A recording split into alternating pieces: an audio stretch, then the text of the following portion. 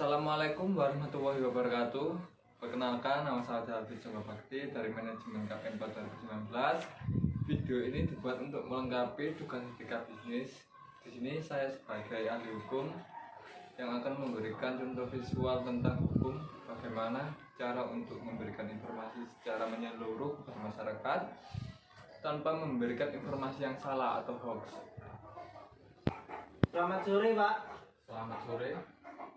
Di sini saya akan mengajukan beberapa pertanyaan tentang Omnibus Law. Oke, baik. Sebelumnya saya minta izin untuk merekam pembicaraan ini. Silakan, Mas.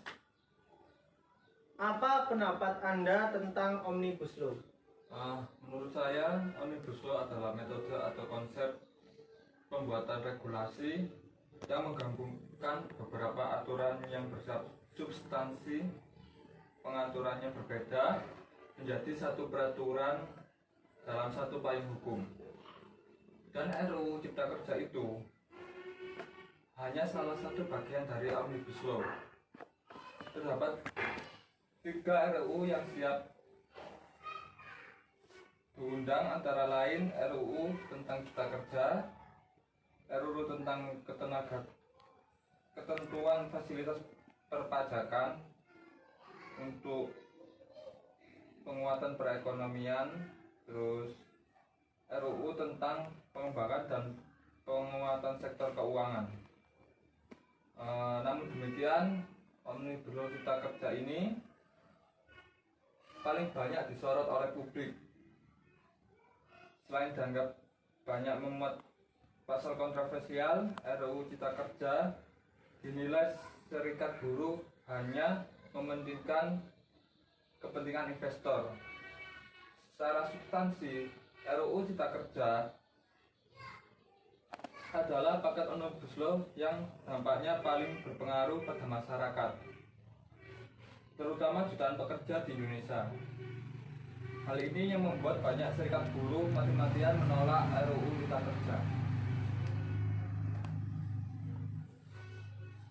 Dan menurut pendapat Anda, apa yang terjadi apabila Omnibus Law diterapkan di Indonesia?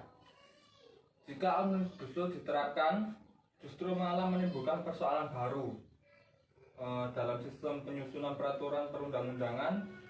Saya khawatir ini malah akan terjadi ketidakpastian hukum dan menyulitkan kita semua.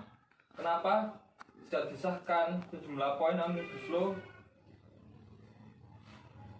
banyak poin yang menuai sorotan. Yang pertama, penghapusan upah minimum, jam lembur lebih lama, kontrak seumur hidup dengan rentan PHK, pemotongan waktu istirahat, dan masih banyak lagi. Dan pertanyaan selanjutnya, apa saja pandangan para ahli tentang Omnibus Law? Baik, saya akan bacakan ya. Ya. Ini dari rekan-rekan hukum juga. Saya bacakan dulu.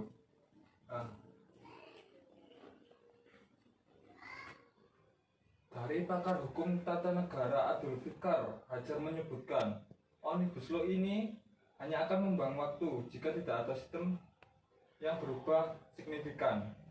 Beliau juga menambahkan sejak awal, memandang bahwa cara penyusunan rancangan undang-undang atau yang kita sebut RUU Cipta Kerja ini yang terkesan dikebut dan digabung kurang pas. Jika tujuannya mensinkronkan dan memendekkan birokrasi, maka sebenarnya tidak perlu membuat aturan baru, apalagi tidak ada yang berubah. Gitu.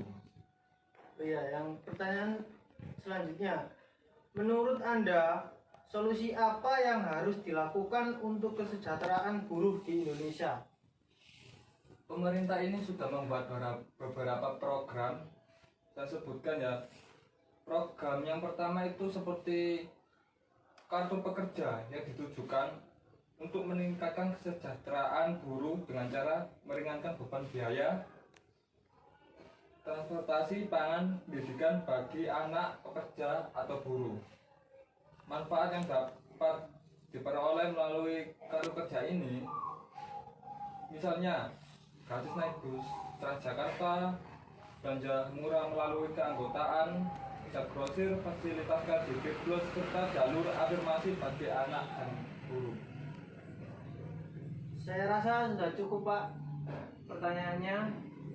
Terima kasih atas waktunya. Ya, sama-sama, Mas. Tanggung jawab seorang ahli hukum adalah: 1. Kebenaran dan ketepatan hasil analisa dan perumusan kebijakan. 2. Kebenaran dan ketepatan dalam pemberian saran dan pertimbangan. Yang ketiga, kebenaran dan ketepatan dalam pemberian rekomendasi serta upaya pemecahan permasalahan dan keaslian hasil kerja yang disampaikan. Wassalamualaikum warahmatullahi wabarakatuh.